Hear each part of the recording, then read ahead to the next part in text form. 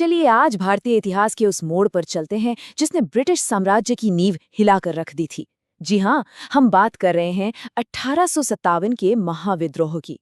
ये सिर्फ कुछ सैनिकों का गुस्सा नहीं था। नहीं, ये तो दशकों से सुलग रही एक चिंगारी थी जो आखिरकार एक बड़ी आग बन गई।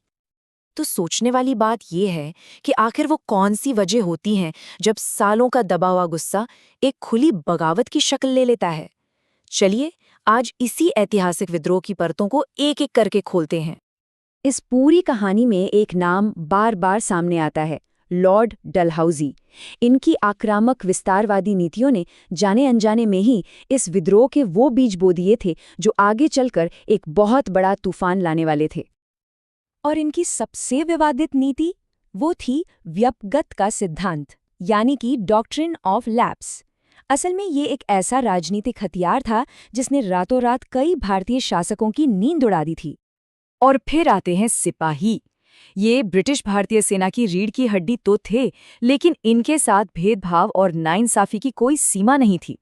यही वो लोग थे जो इस विद्रोह का सबसे बड़ा चेहरा बनने वाले थे। और आखिर में वो एक आखिरी वजह, वो चिंगारी जिसने दशकों से जमा हो रहे बारूद के ढेर में आग लगा दी, चर्बी वाले कारतूस। ठीक है, तो चलिए अब थोड़ा और गहराई में उतरते हैं। विद्रोह की जो तात्कालिक शुरुआत हुई वो एक ऐसी घटना थी जिसने सिपाहियों के सब्र का बांध ही तोड़ दिया था। हुआ ये कि सेना में एक नई बंदूक आई, एनफील्ड राइफल। अब कहने को तो ये पहले से बेहतर थी, लेकिन असली समस्या इसकी गोलियों यानी कारतूस में थी। सिपाहियों को कारतूस को राइफल में डालने से पहले उसके सिरे को दांतों से काटना पड़ता था। और यहीं पर सारी बात बिगड़ गई। अफवाह ये फैली, और जो कि सच भी थी, कि उस कारतूस पर लगी ग्रीस असल में गाय और सुअर की चर्बी से बनी थी।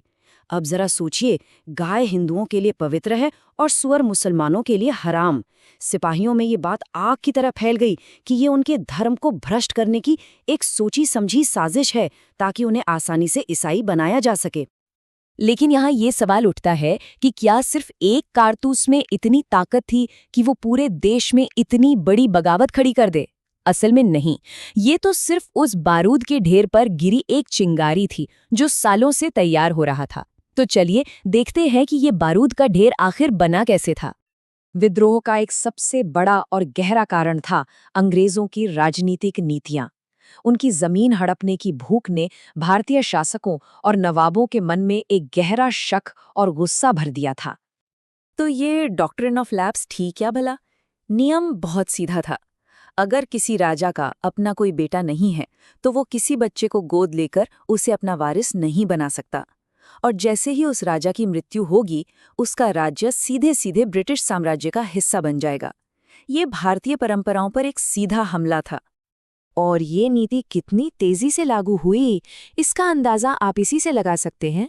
सिर्फ कुछ ही सालों के अंदर सतारा, जैतपुर, संभलपुर, झांसी, नागपुर, एक के बाद एक कई बड़े और प्रतिष्ठित राज्यों को हड़प लिया गया। इससे पूरे भारत के राजघरानों में डर और गुस्से की एक लहर दौड़ गई। अच्छा, अब बात करते हैं कि कैसे ब्रिटिश नीतियों ने सिर्फ राजा महाराजाओं को ही नहीं, बल्कि भारत के आम जनजीवन, यहाँ की अर्थव्यवस्था और सामाजिक धार्मिक ताने बाने को भी पूरी तरह से हिलाकर रख दिया था। देखिए, भारत की जो पारंपरिक अर्थव्यवस्था थी वो आत्मनिर्भर गांवों और स्थानीय कारीगरों पर टिकी हुई थी। लेकिन अंग्रेजों ने जमीन पर भारी भरकम टैक्स लगा दिए। उनकी फ्री ट्रेड की नीति ने ब्रिटेन में मशीनों से बने सस्ते माल के लिए भारत के दरवाजे खोल दिए, जिससे यहाँ के बुनकर, कारीगर और छोटे व्यापारी सब बर्बाद हो गए। इसके साथ ही सामाजिक स्तर पर भी एक बड़ा टकराव चल रहा था। ईसाई मिशनरी खुलेआम लोगों का धर्म बदलवाने की कोशिश कर रहे थे। अंग्रेजों ने सती प्रथा को खत्म करने और विधवा पुनर्विवाह को बढ़ावा देने जैसे कुछ सामाजिक सुधार भी किए। अब भले ही उनके इरादे नेक हों, लेकिन कई भारतीयों को ये अपनी परंपराओं और धर्म में सीधा दखल लगा। उन्हें लगा कि अंग्रेज उनकी पूरी जीवन शैली को ही नष्ट कर देना चाहते हैं।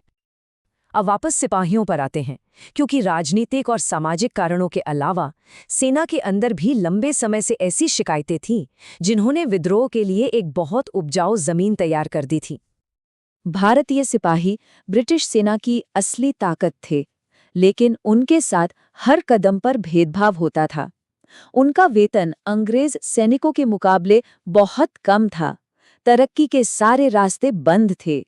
उन्हें अक्सर विदेशी सेवा भत्ता भी नहीं दिया जाता था। और तो और उन्हें अपने धार्मिक चिन्ह जैसे तिलक लगाने, दाढ़ी रखने या पगड़ी पहनने से भी रोका जाने लगा था। और फिर 1856 में आया जनरल सर्विस एनलिस्टमेंट एक्ट। इस कानून ने तो जैसे आग में घी का काम किया। इसने ये जरूरी कर दिया कि हर सिपाही को लड़ने के लिए समुद्र पार भी भेजा जा सकता है। उस समय की हिंदू मान्यताओं के हिसाब से समुद्र यात्रा करने से धर्म और जाति दोनों ही भ्रष्ट हो जाते थे। ये सिपाहियों के लिए एक और बड़ा आघात था। तो चलिए, अब तक जो भी हमने समझा है उसे रिवीजन के लिए और बेहतर तरीके से याद रखने के लिए जल्दी से एक साथ देख लेते हैं। तो अगर हम इन सभी कारणों को एक साथ देखें, राजनीतिक वजहों में सबसे बड़ी थी डॉक्ट्रिन ऑफ लैप्स, आर्थिक कारणों में थी नई टैक्स नीतियां, सामाजिक धार्मिक वजहों में मिशनरियों की गतिविधियां शामिल थीं और सैन्य कारणों में भेदभाव और नया भर्ती कानून। और इन सब के ऊपर वो आखिरी चिंगारी बना, चर्बी वाला कारतूस। ये प्रस्तुति लॉजिक लैडर इंस्टीट्यूट्स द्वारा लाई गई है।